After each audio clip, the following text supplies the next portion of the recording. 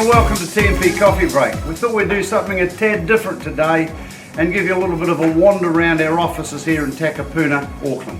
So please follow me and we'll see who's in today and just do a bit of a tour around the office. This is our humble office premises. We've got our team working here. We've got Anne with us today. Anne looks after our accounts. And Danielle works in our agency area and with TNP Assist. And hiding in behind the pillar and the column over here, we have Emma. Emma looks after all of our agency agreements and she looks after and supports all of the senior management team here at TNP. So out the back here, folks, we have our BDMs. We've got Tony and Mark in today. They're over here having a meeting on recent developments with our guys. Hi guys. Hi, yeah.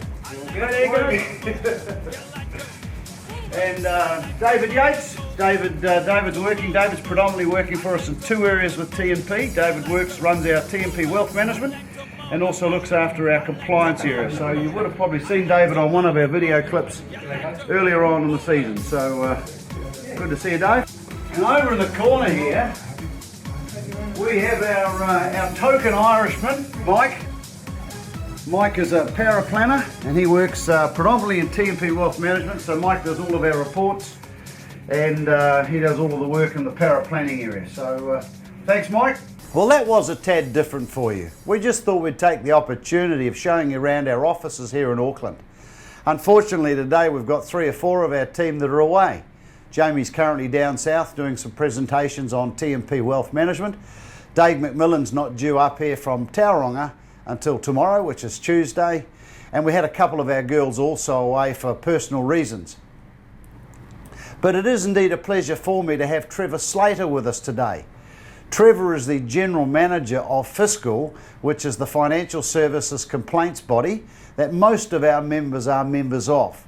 Trevor's going to talk to you today, about complaints handling and the process for that. Welcome, Trevor.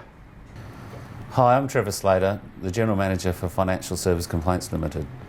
Jeff's asked me here today to have a bit of a chat about good internal complaint handling. So, why is a good internal complaint process important? As well as being a compliance issue, for most financial service providers, a good quality complaints handling process is an essential part of good business.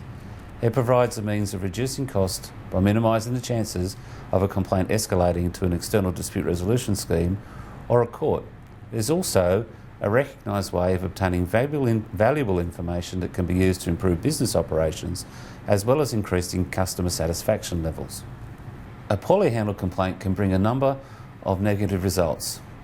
These include 1. Damage to your brand or your reputation. Statistics show that 95% of people who have had a bad complaint experience will tell others about their experience. 2. High costs if the complaint escalates to an external dispute resolution scheme or a court. 3. Loss of business if your competitor has a good complaint handling process. On the other hand, a good internal complaint process can have many benefits, including brand or reputation enhancement. Statistics show that 97% of people who had a good complaint handling experience will tell others. In other words, when you handle a complaint well, your customer will become an advocate for your business or organisation. Complaint costs will be minimised. Again, statistics show that early resolution of a complaint substantially reduces costs and, in fact, often increases business as the customer values your product and or service. The other main benefit of having a good internal complaint process is that if it runs properly, it will provide quality data about your business that can be used to improve your services and products, and it is obtained for free. What is meant by this is if you have a good complaint system in place that is highly visible and easy to use, your customers will feel comfortable and confident in making a complaint to you. Whilst this may sound a bit frightening, that is, you want people to complain about you, you want your customer to complain to you and not their friends. Otherwise, you cannot fix the problem and you maintain your good reputation. If you make it hard to complain, you won't know about your customers' dissatisfaction. The good news is that the information you can obtain from your customers' complaints, regardless of how minor they may seem, can be used to improve your businesses and give you a marketing edge without the need to engage in costly client survey. I'd now like to give you a number of tips on how to reduce complaint escalation. Firstly, know how to identify a complaint. The definition of a complaint as per the International and Australian Standard on Complaints Handling is an expression of dissatisfaction made to an organisation related to its products or its complaint handling process itself, where a response or a resolution is explicitly or implicitly expected. Product also means service. 2. Clearly establish what your client's complaint is. I have seen on many occasions a person not clearly stating what their complaint is and a person trying to resolve the wrong thing. It's easy to establish what a complaint is by asking your client some simple questions to ensure you are clear about their dissatisfaction. 3.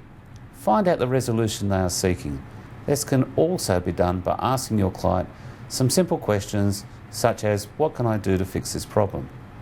One further tip on this point: if your client has an unrealistic expectation about the outcome he or she is seeking, such as an apology on the front page of the national newspaper, you must let them know this is not possible at a very early stage. If you don't, their expectation may be confirmed, which makes resolution very difficult. Silence alone is not sufficient to reduce this expectation. Tip number 4. Tell your client what, how and why and when about the actions you are going to take to resolve their complaint. Check this is okay with them and that you are on the right track. Tip number 5. Do what you say you will do and when you have promised to do it. If you can't, let your client know.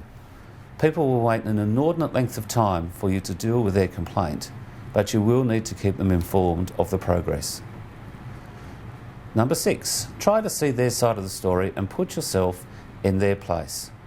This is very important to get their viewpoint and to give you a better understanding of how to deal with their complaint.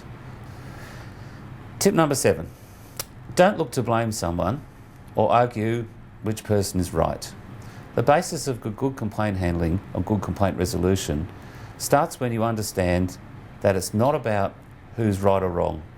It's about a complaint that needs to be resolved.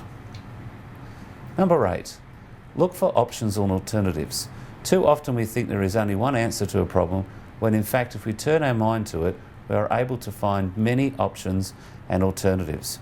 Try to think outside the square or discuss it with someone else. 9, when you have completed your investigation and are ready to negotiate and or deliver your decision, do so in a genuine and honest way. Explain to your client what you have done and a basis for your decision. Don't haggle or bargain. This is dishonest. If you are making an offer, make it the best offer you can and explain to your client why this is so. And tip number 10, if you cannot resolve the complaint, be prepared to cooperate with your external dispute resolution scheme, such as Fiscal, in a positive and professional manner. An EDR scheme's role is to try and help the parties reach a settlement either via facilitated agreement or arbitration.